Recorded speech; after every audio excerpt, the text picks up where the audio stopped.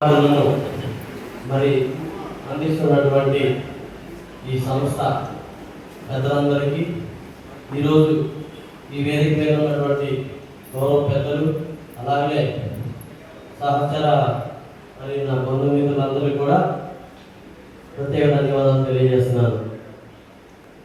అంబేద్కర్ గారి గురించి చెప్పాలంటే నా వయసు సరిపోదు.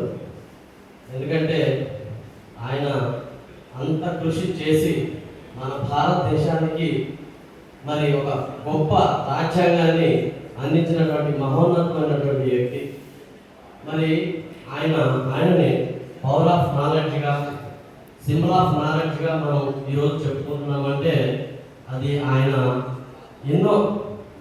ఎన్నో శ్రమలు, ఎన్నో బాధలు, ఎన్నో వెదలు పడి అవన్నీ చూసి నా జాతులను అన్నగారినటువంటి నా జాతుల్ని ముందుకు నడిపించాలి అనే ఒక సదుద్దేశం